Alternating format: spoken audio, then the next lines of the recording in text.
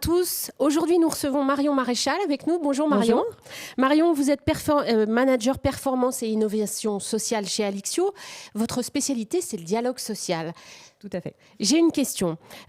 Aujourd'hui, des entreprises vont devoir organiser des élections dans l'année qui vient pour renouveler leur CSE. À quels enjeux vont-elles devoir faire face et comment organiser au mieux ces élections ? Alors effectivement, pour de nombreuses entreprises, le premier mandat des élus du CSE s'achève dans les prochains mois. Et cette situation va nécessiter d'organiser, de planifier, d'anticiper les prochaines élections.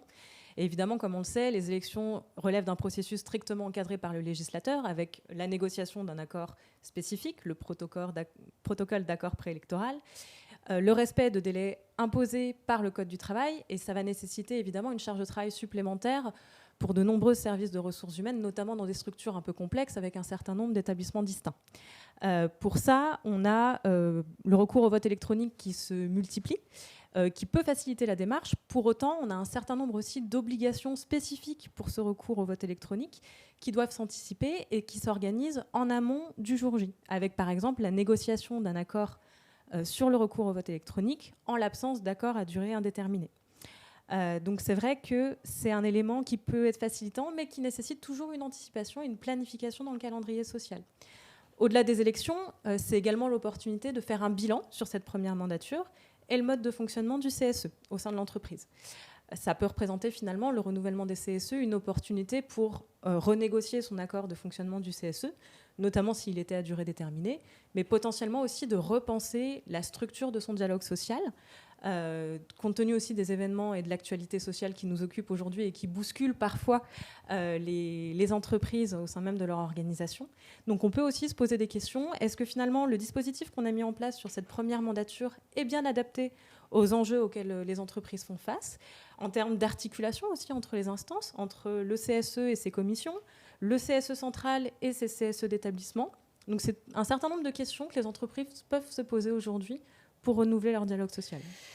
Une dernière question. On voit que l'actualité sociale est lourde entre les questions de salaire, d'inflation, les questions de recrutement aussi finalement, et puis évidemment la réforme des retraites. Est-ce que tout ça peut se télescoper dans les entreprises avec cette question des renouvellements des CSE, ou est-ce qu'il faut justement veiller à ce que les dossiers soient distincts et éviter justement une espèce de contamination du climat social à l'intérieur des entreprises ? Alors évidemment, on va essayer d'éviter la contamination du climat social au sein des entreprises. On voit que sur une année électorale, c'est toujours une année assez particulière.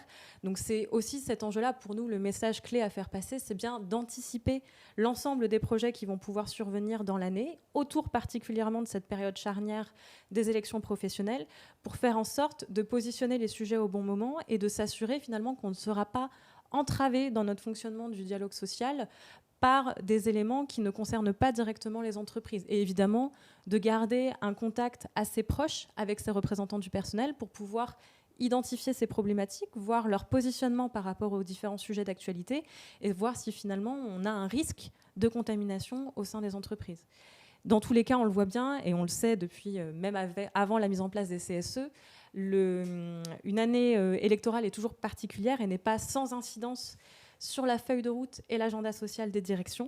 Donc pour nous, notre conseil, c'est vraiment d'anticiper cette année électorale, tant en termes de calendrier social, de positionnement des projets d'entreprise qui peuvent être structurants et qui doivent nécessiter le concours des représentants du personnel, en termes de charge de travail opérationnelle pour les services RH, et bien évidemment en termes de fonctionnement du CSE et de dialogue social de manière générale.